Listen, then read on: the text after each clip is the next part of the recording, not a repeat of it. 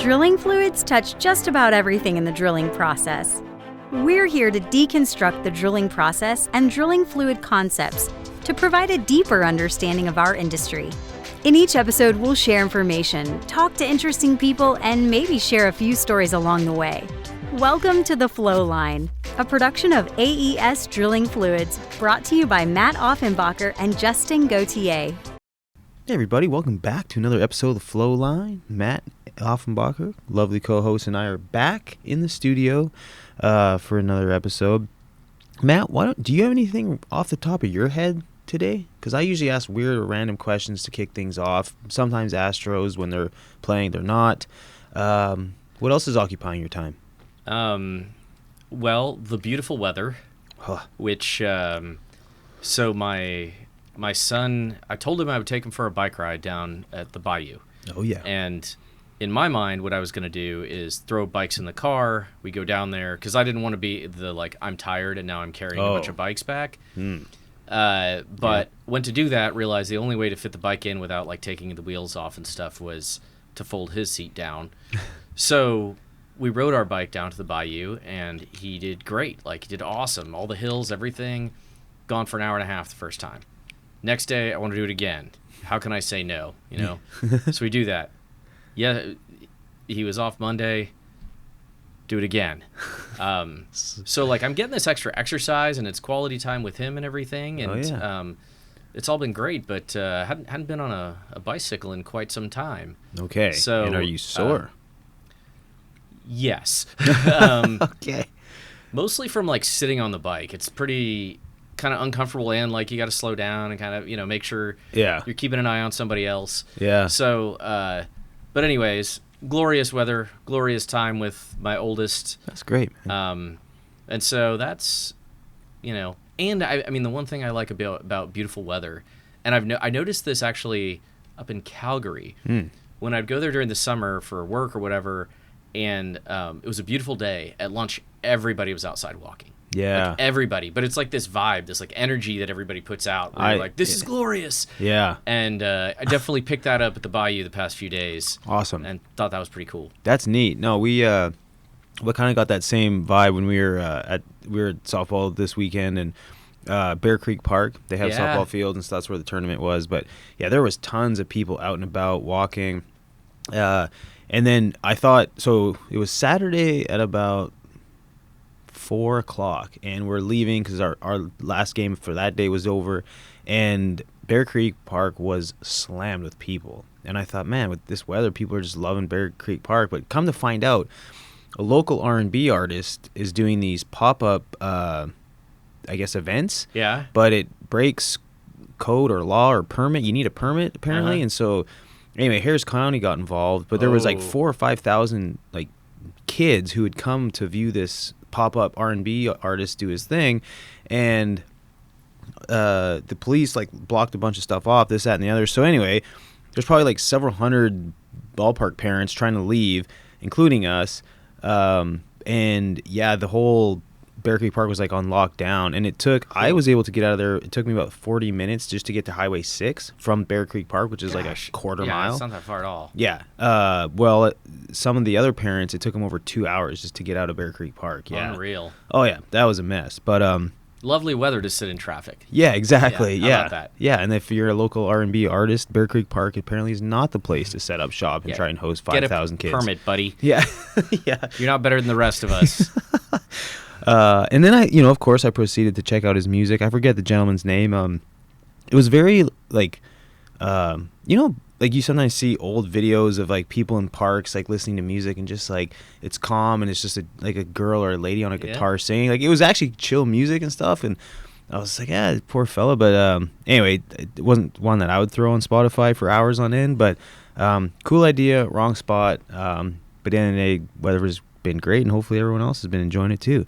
Yeah. Anyway, enough about the weather talk.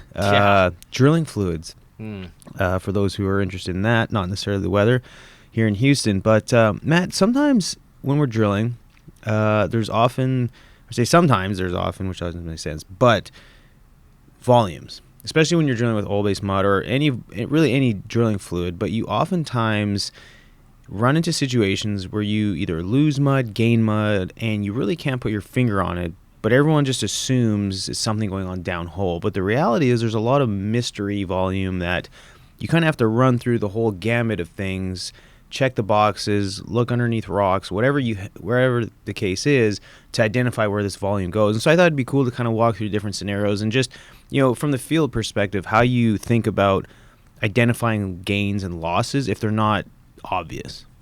Yes. I mean, I think and we'll qualify this by saying the mystery gain part of well control. We're going past that part of, I don't know, do we take a kick? We're assuming that that's not what's happening and that we know we're safe operations or whatever, but you run the numbers and something is off and nobody knows exactly why as you're tracking these things.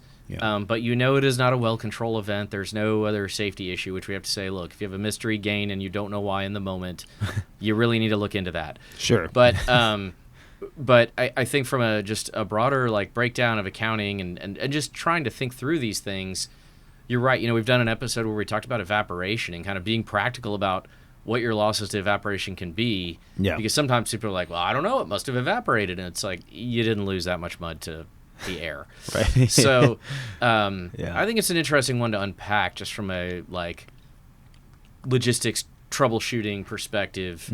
And I guess maybe why don't our assumption is we have a good idea we didn't lose it downhole. Right. And so where could it go? Yeah. And I think that we can run through a few traps on, I don't know, losses or gains where something happens. Right. So, let's start on the losses side. And this kind of comes, for context, in a meeting, and there was discussion around losing volume. And initially the thought was, we lost it downhole.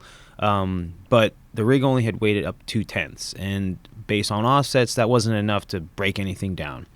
And so, what will happen? So, in that case, you sort of run through it. And so the first thing is you look on surface, right? If you've identified that you couldn't have lost it downhole, you look on surface. And so I guess starting right out of the flow line, sometimes a shaker can go down, right? And all of a sudden you're losing mud off the shakers, and you don't realize that one of your pits is filling up. That's one. But that's kind of where you would start. I would go, okay, run to the shaker, see what's going on there. Yeah. And sometimes we have that situation where it's like, I decided to run them a little wet because I wanted to get rid of some volume. And it's like, thank you for letting me know that you made that decision without telling me. Yeah. So there's absolutely that. And then, think about fluid movements. So maybe you didn't lose it. You just lost it to the pit that you're in. Oh. So we get this where it's wrong valve. What else? I think sometimes, wrong valve, wrong tank. Sometimes, especially when you're displacing on something on the fly, you might not notice this immediately. Sure. That's one of those, I feel like we often overlook or assume that a valve is in a certain position because that's where we left it. Right. And then we didn't. Yeah. No, that's... Or somebody turned it. You don't know. Yeah, and I guess it comes down to is a lot of the issues that can happen are human error, right? And a lot of the human error is just a breakdown in communication. So, in that case, it's maybe a breaker does trip and your shaker goes off. But in other situations like Matt's alluding to, there may be a valve that turned, maybe someone was diverting, maybe someone was pumping fluid back to a storage tank, without telling them, the fluid was getting full on this pit, so I'm just going to dump some off into into a frac tank, and next thing you know, you're thinking, we're losing. So I guess in that case, check with everybody, look at all your surface equipment, and is there anywhere else on surface, Matt, that you could assume okay, if we check the shakers, everything looks good there, no one's pumping fluid to another tank? Is there any random? I'm sure there are, but I guess one other one I want to bring up on the transfer side is one where you risk a spill, and that is you're transferring into a tank that's almost full, or you don't realize it's almost full, and you're over on the business end of the pump trying to initiate that transfer, and there's nobody on the other side of that line, and you're just pumping fluid. Yeah. And then you either pumped more than you thought, or something happens and you get over there and lo and behold, the tank may be overflowing. Yeah. Or there's a risk of it. And I think that's a lot of, I mean, you know where you lost it at that point, but in the moment you're like, what's going on? Yeah. And so I think that, and that is an easy one where it's, the hard part is you're asking somebody, hey, just watch this thing. And that's like their job, and it's boring. Right. The flip side of it is if you avoid doing that because you're like, oh, I'll just handle it myself, I don't want to bother anybody, or we'll get over here and get the pump going, and, you know, because firing up the pump is like, normally you want to be helpful on that end as opposed to like, hey, you go do all that and I'll just stand here and yell at you. Yeah. But that sort of behavioral thing can ultimately lead to, you know, some losses. I think sometimes just not accounting for volumes going into equipment, the gas buster, degasser, you know, that kind of thing. Yeah. And then other times it's just not being realistic with your loss rates across on cuttings, or you're running your centrifuge and the effluent, you know, maybe you're not bringing everything back, or you're running it really wet, and so stuff is just going into the bin. Yeah. No, you look at your centrifuge and it's just pouring mud and slop, and that, you know, over the course of 4 or 5 hours, it could be several barrels you're losing per hour. And so, you know, again, depending on how closely you're monitoring, unless you're just diluting like crazy and you've got a bunch of gains and losses, but if you're really, you know, and maybe it's more in a, say, a synthetic type scenario where oil-based prices are super high, then, you know, it tends to be a little more eyes on it and a little more precision there. But, you know, it all adds up, right? Let's say you're running your shakers a little wet, your centrifuge is dumping out sloppy cuttings. You know, maybe I've seen this where you're, I call it a flow tee, a bell nipple, I think. Yeah. Sometimes it's not tight, and so then you could be just like constantly dripping mud out of that into the cellar, and next thing you know, your cellar's filled up with mud. And then you pump out the cellar and don't tell anybody, and you get that volume back. Yeah. I mean, we've seen some of this stuff, right? Yeah. Yeah, it can happen. And then too is, let's just say your slug doesn't hit right, and then you're pulling wet, and so all that mud that you're tripping out of the hole, it's going to go somewhere. Is likely, you know, again, it's going to go down into the cellar. You're going to pump it back over, but you know, maybe then you're not getting, you know, proper volumes if you're just watching it from the trailer house. So point being, you know, I guess on surface there's a lot of different areas where you could be losing, and then in the losing category as well, it could be a case of, you know, someone accidentally starts applying more pressure to MPD, or, you know, mechanically something's going on surface, which is applying pressure downhole, which then maybe you do start breaking things down. Yeah. You know, that I've seen that happen quite a bit. And it's not until after, where you do a full analysis of what happened, that someone catches something on Payson where a pressure spikes, and then it sort of correlates with you losing mud downhole. You would think with this day and age, with how much data and just accuracy that we have on, we talked about this, I think, last episode about sensors, right? That you could identify if something changed, which then led to, say, added pressure on surface, which led to downhole losses. But sometimes you don't catch it until after the fact, days later, maybe when you're doing a recap on a well, and say, how did we lose 300 barrels that day? And you have to go back. I mean, so with that being said, Matt, is there any sort of unusual events like that could happen besides what I just mentioned, that you can think of?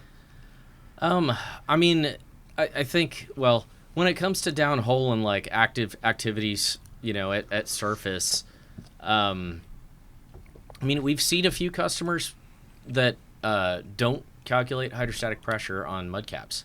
They just decide, I'm going to always pump X number of barrels of, let's say, 18-pound mud. And the problem is your column gets too heavy and you lose some of it. And yeah, I mean, it maybe stays heavy enough that you're not taking a flow on your trip, but you're losing expensive mud. And then you come out, and this is where, okay, just pump the column height you need.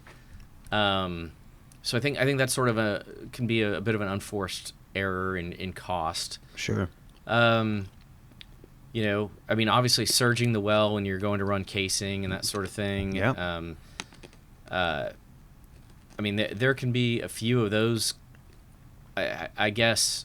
Trying to think of some other. There was another scenario in my head and I just lost it. But it'll come back. Yeah, I'm not so optimistic. But I think there's a lot of that stuff that sort of happens that is frustrating, and at least like in some cases the EDR will tell you, and you can replicate those events and say, okay, this is kind of where we were at, and this is why it happened. But in the moment, depending on who's watching what, it's such and such happened. Well, are you sure? I mean, sometimes you start losing and you're not calculating your displacement volumes correctly as you run in hole. Things like that, right? Yep.